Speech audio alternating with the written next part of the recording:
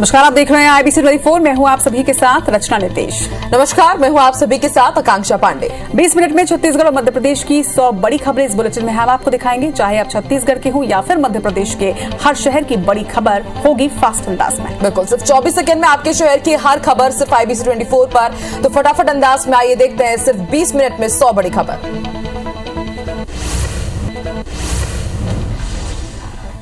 धार जिले की नर्मदा नदी में यात्रियों से भरी बस गिर गई। हादसे में बस सवार 13 लोगों की अब तक मौत हो चुकी है, तो वहीं अब तक 15 लोगों को बचाया जा सका है। बस में 50 से 55 लोग सवार थे। धार में हुए बस हादसे पर मध्य प्रदेश के गृह मंत्री नरोत्तम मिश्रा ने दुख जताया। उन्होंने कहा कि बस महाराष्ट्र रोडवेज की थी। अभी रेस्क्यू अभियान जारी है। बस में सवार 12 लोग इंदौर के भी थे। वहीं धार हादसे पर मध्य प्रदेश के सीएम शिवराज सिंह चौहान ने भी दुख जताया है। शिवराज ने ट्वीट कर लिखा कि बस को निकाल लिया गया है। खरगोन धार जिला प्रशासन के साथ मैं निरंतर संपर्क में हूं। घायलों के समुचित इलाज की व्यवस्था के निर्देश भी दिए गए हैं। वहीं दुख की इस घड़ी में पीड़ित परिवार स्वयं को अकेला ना समझे। मैं और संपूर्ण प्रदेश उनके साथ है। इधर दुर्ग के शिवनाथ नदी में भी बड़ा हादसा हो गया, जहां एक नदी में गिर गई। घटना पूल गांव थाना इलाके की बताई जा रही है। वही सूचना पर बचाव दल मौके पर पहुंचा और रेस्क्यू में जुटे हुए हैं। महाराष्ट्र के सीएम एकनाथ शिंदे ने मुख्यमंत्री शिवराज सिंह चौहान से फोन पर चर्चा की है। इस दौरान सीएम शिवराज ने उन्हें नर्मदा नदी में हुई बस दुर्घटना की जानकारी दी। उसके बाद सीएम एकनाथ शिंदे ने कहा कि मध्य प्रदेश से सभी शवों को सम्मान के साथ महाराष्ट्र भेजा जाएगा। मुख्यमंत्री ने उन्हें प्रशासन के प्रयासों से अवगत भी करवाया। साथ ही मंत्री को घटनास्थल पर भेजने की जानकारी दी। वहीं धार हादसे को लेकर प्रधानमंत्री नरेंद्र मोदी ने भी दुख जताया है। पीएम मोदी ने ट्वीट कर कहा कि प्रशासन पूरी मुस्तैदी के साथ रेस्क्यू ऑपरेशन में जुटा है। मृतकों के परिजनों के साथ मेरी संवेदना है। राष्ट्रपति चुनाव के लिए सीएम भूपेश बघेल ने भी आज मतदान किया। इस दौरान सीएम भूपेश ने कहा कि हमारे उम्मीदवार यशवंत सिन्हा की जीत होगी। राष्ट्रपति चुनाव एक विचारधारा की लड़ाई है। बीजेपी ने सभी दलों को साथ लेकर नहीं चले हैं। अगर चलते तो मतदान की स्थिति नहीं आती। राष्ट्रपति चुनाव के लिए स्वास्थ्य मंत्री टीएस सिंहदेव ने भी मतदान किया। इस दौरान सिंहदेव ने मीडिया को भी संबोधित किया। सिंहदेव ने कहा कि वोटिंग के दौरान सीएम भूपेश बघेल से उनकी दुआ सलाम हुई है, लेकिन अब तक कोई बात नहीं हो पाई है और न ही सीएम का कोई कॉल आया है। मध्य प्रदेश के नगरीय निकाय चुनावों में रिकॉर्ड जीत मिली है। इंदौर में मेयर के लिए पार्टी के उम्मीदवार पुष्यमित्र भार्गव ने 1,32,000 से ज्यादा वोट से जीत हासिल की है। वहीं बीजेपी को 64 जगहों पर बहुमत मिला है। पार्टी ने 80% से ज्यादा सीटें जीत ली है। जबलपुर और ग्वालियर में बाजी कांग्रेस के हाथ लगी। वहीं सिंगरौली में आम आदमी पार्टी की रानी अग्रवाल मेयर चली गई। छत्तीसगढ़ में कांग्रेस विधायक दल की बैठक हुई, जिसमें आगामी मानसून सत्र की रणनीति और मंत्री टीएस सिंहदेव के मामले पर विस्तृत चर्चा हुई। बैठक में ज्यादातर कांग्रेस विधायकों ने टीएस सिंहदेव की ओर से पंचायत विभाग छोड़ने को लेकर विरोध किया। विधायकों ने प्रदेश प्रभारी पीएल पुनिया से इसकी शिकायत करते हुए सख्त कार्रवाई की मांग की। बैठक को लेकर संसदीय कार्य मंत्री रविंद्र चौबे ने बताया कि सिंहदेव के पत्र से सभी कांग्रेसी विधायक आहत हैं। उनके पत्र पर प्रश्न चिन्ह खड़ा किया गया। विधायकों ने सभी बातें पीएल पुनिया के समक्ष रखी हैं।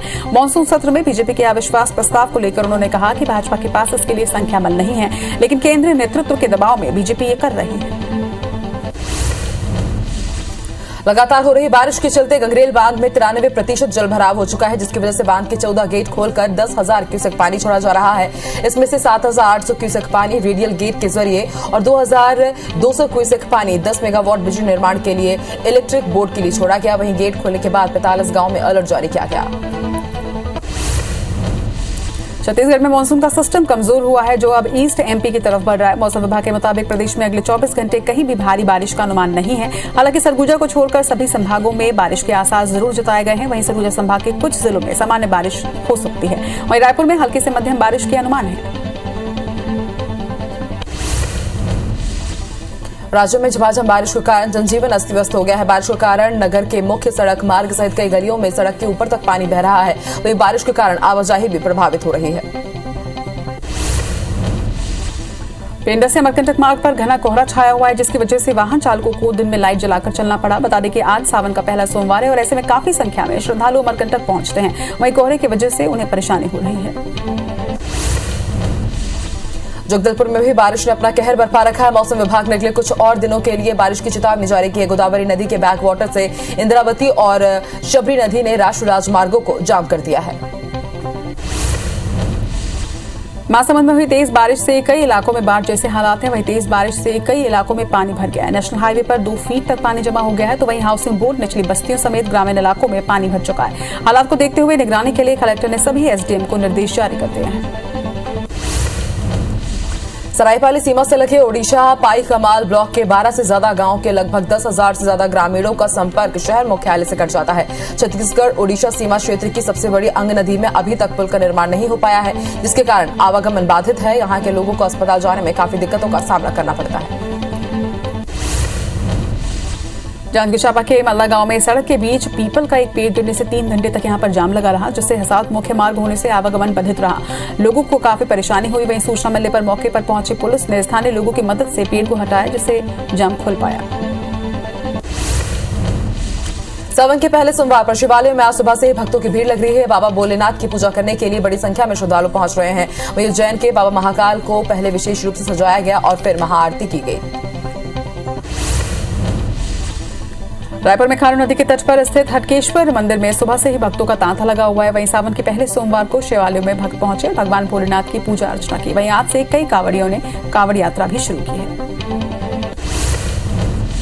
बालोद के जगदलपुर मुख्य मार्ग नेशनल हाईवे 30 पर पहाड़ की चट्टान गिरने से सड़क मार्ग बंद हो गया। एक बड़ा सा पत्थर के अलावा छोटे छोटे कई पत्थर भी सड़क के बीचों बीच गिर गए हैं। सुरक्षा को ध्यान में रखते हुए फिलहाल इस मार्ग को बंद कर उसके बगल से पुराने डायवर्जन मार्ग से आवागमन को चालू कर दिया गया है। फिलहाल प्रशासन रास्ते को क्लियर करने का काम कर रहा है।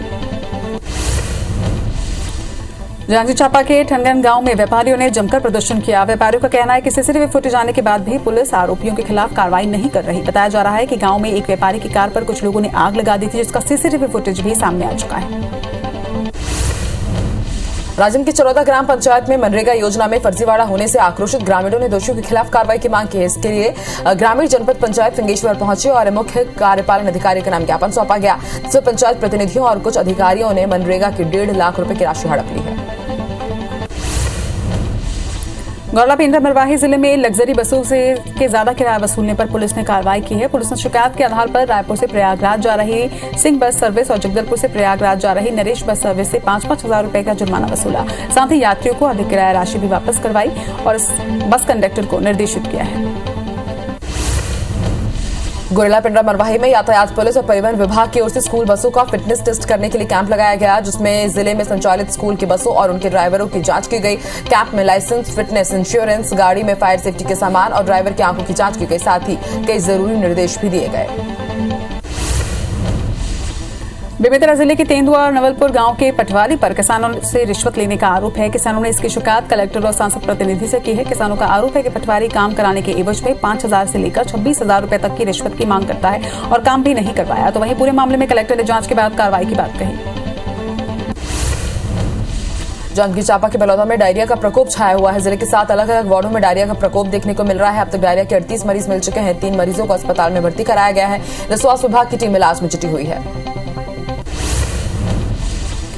बालोद के गुंडरदेही थाना इलाके में पुलिस ने अंधे कत्ल की गुत्थी को सुलझा लिया है। हत्या के आरोप में पुलिस ने नौकर को गिरफ्तार किया। 1.5 महीने पहले सांकरी गांव में बालकिशन की हत्या हुई थी। मरवाही में सांप के डसने से 2 दिन में सगे भाई बहन सहित 3 बच्चों की मौत का मामला सामने आया है। रडगा निवासी थानू यादव के 10 साल के बेटे की तबीयत अचानक खराब हो गई, जिसे गंभीर अवस्था में जिला अस्पताल ले जाया गया, लेकिन वहां पर उसे मृत घोषित कर दिया गया। मासूमों की मौत से गांव में मातम पसरा हुआ है। टीकमगढ़ के अचरा गांव के तालाब में नहाने गए 2 नाबालिग की पानी में डूबने से मौत हो गई। दोनों ही मृतक कंचनपुर गांव के रहने वाले बताए जा रहे हैं। वो अपने 2 अन्य दोस्तों के साथ तालाब में नहाने गए हुए थे। इसी दौरान गहराई में जाने की वजह से दोनों की मौत हो गई, जबकि 2 युवक सुरक्षित बच गए। कोरबा में ट्रैक्टर के नीचे दबने से एक किसान की मौत हो गई। किसान ट्रैक्टर लेकर खेत की जुताई कर रहा था। इसी दौरान अनियंत्रित होकर ट्रक के नीचे आ गया। घटना के बाद पुलिस ने शव को बरामद कर पोस्टमार्टम के लिए भेज दिया है। बिलासपुर के तालापारा भारती नगर चौक के पास एक दुकान का छज्जा अचानक गिर गया। हादसे में दुकान में काम कर रहा एक युवक घायल हुआ है, जिसे इलाज के लिए निजी अस्पताल में भर्ती करवाया गया। भिलाई नगर निगम के पार्षद के खिलाफ स्मृति नगर चौकी में एफआईआर दर्ज हुई है। निगम के ही सहायक अभियंता की शिकायत के बाद ये मामला दर्ज हुआ है। पार्षद पर सरकारी कार्य में बाधा पहुंचाने और अभियंता से मारपीट करने का आरोप है। बता दें कि मारपीट की यह घटना 15 जुलाई की, जिसका वीडियो पीड़ित इंजीनियर ने पुलिस को सौंपा। फिलहाल पार्षद समेत 10 लोगों पर मामला दर्ज किया गया है।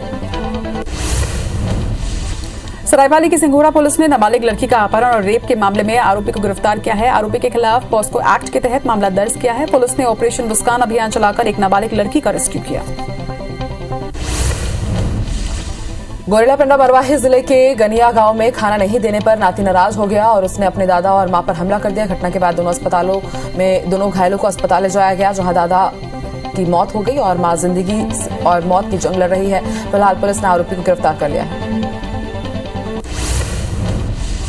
बिलासपुर की तारबहार पुलिस ने नशीली दवाओं के साथ 2 युवकों को गिरफ्तार किया। इसके साथ ही उनके पास से 8,400 टैबलेट, 60 प्रतिबंधित सिरप और कार जब्त की गई है। पुलिस के मुताबिक आरोपी बिक्री के लिए ग्राहक तलाश रहे थे, जिस पर एनडीपीएस एक्ट के तहत कार्रवाई की गई है। डूंगरगढ़ पुलिस ने फाइनेंस कंपनी के एजेंट को गिरफ्तार किया है। एजेंट पर महिला समूहों ने धोखाधड़ी का आरोप लगाया था। बताया जा रहा है कि एजेंट बैंक का रकम जमा नहीं करता था। मामला छुरिया की निजी फाइनेंस कंपनी का है। रायगढ़ के पार्क सिटी कॉलोनी में कांग्रेस नेता के सूने घर से चोरों ने 15 लाख रुपए कैश और 14 लाख रुपए के गहने पार कर दिए। वही परिवार के सारे सदस्य सरायपाली गए हुए थे। इसी का फायदा उठाकर चोरों ने धावा बोला। वही घटना की सूचना पर पुलिस की टीम मौके पर पहुंची और आसपास के सीसीटीवी फुटेज खंगाले, जिसमें से 2 संदिग्ध दिखाई दे रहे हैं। वही पुलिस मामले की जांच कर रही है। बलरामपुर जिले की राजपुर पुलिस की टीम ने गश्त के दौरान 3 मवेशी तस्करों को गिरफ्तार किया है। उनके कब्जे से 9 मवेशियों को बरामद भी किया गया। आरोपी पिकअप में इन मवेशियों को बुरी तरह से बांधकर झारखंड के बूचड़खाने लेकर जा रहे थे।